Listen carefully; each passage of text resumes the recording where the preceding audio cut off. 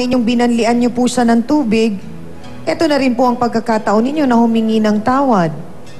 At tama nga ho yung sinabi ni Dr. Camille na sa tuwing makikita ni Kuya Eddie ang kanyang peklat, maaalala niya yung ginawa po ninyo.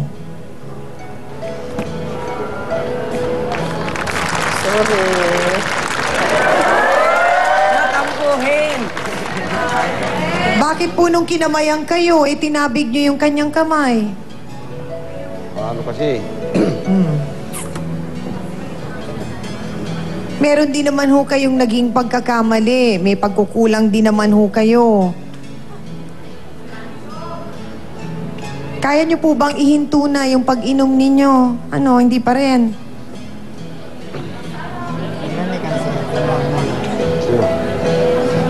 Pwede, mabawas-bawasan na yan. Pwede na mabawasan, Elizalde. Oo, nangangatok daw ho kayo ng pinto, sabi ni Louie. Siyempre, pag may kailangan, halimbawa, mabili ng alak, kakatok talaga yun. Ah, nangihingi kayo ng pera sa kapitbahay pambili ng alak? Hindi. Sa kaibigan, kung mayroon tira. Oo. Yun. Patawarin. Wag naman na, Mang Eddie. Humihingi na ho ng tawad si Aling Nilda. Kaya niyo po ba siyang patawarin? Opo. Kaya niyo naman ho pala.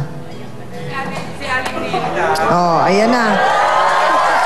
Ano ba rin ulit sa akin, ha? Oh, ano daw? Ang ano lang, ma'am. Sige. Huwag niya nang ulitin. Oo. Baka di na ako magpagpasinsya. Oh, wag ka rin magsasalita ng ganon. Hindi mayop ng lalaki manakit ng lalaki. Oo, hindi naman kayo nananakit, hindi ba? Huwag rin kayo magsasalita ng masakit kasi hindi maganda.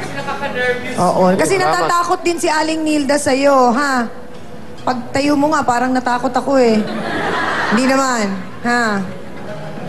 Oh, humingi rin naman ho kayo ng dispensa, Aling Nilda, dahil kayo rin naman ay talagang nakagawa ng hindi maganda. Sorry. Sorry na, ayan. Sorry. Oh, sus! Pagbigyan nyo na pagkaumutang na ng ng isaw. Maraming salamat sa ating mga bisita. Amina na po tayo mga kapatid. Naku, napakaraming aral na naman po tayong natutunan mula sa ating issue ngayong araw na ito. Natural lang po na ipagtanggol natin ang ating mga sarili kapag may nagbabadyang panganib. Makatwiran po na isipin natin ang ating pong kaligtasan para na rin po sa ating pamilya na umaasa po sa atin. Wala pong masama na kumilos para makaiwas sa anumang pong pagbabanta at pananakit ng ibang tao. Kahit naman po sino, handa pong lumaban kapag buhay na po nila ang nakataya. Pero sana po, tandaan natin na hindi po tama na ilagay sa ating mga kamay ang batas. May akmang lugar po at proseso para tugunan ang mga problema po natin sa ating pong komunidad. Paalala lang din po, kung ang pagtatanggol po sa sarili ay nauuwi po sa galit at paghiganti at sa paghahangad na makasakit po ng iba, hindi po yan tama mga kapatid.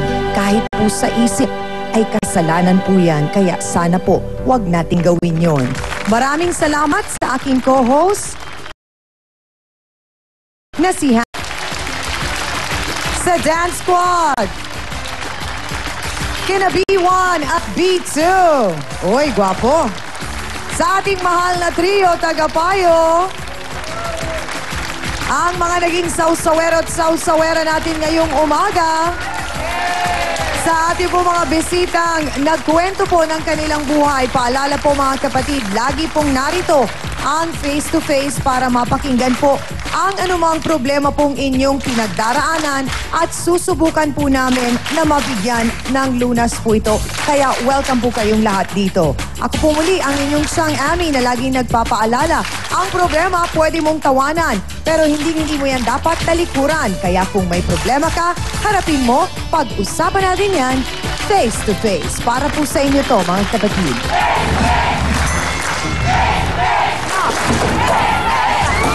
Sandali!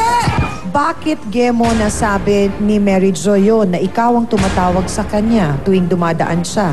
Kahit nga pangalan niya, hindi ko binabanggit pangalan niya eh. Tapos, tsaka, mukha pa lang niya eh.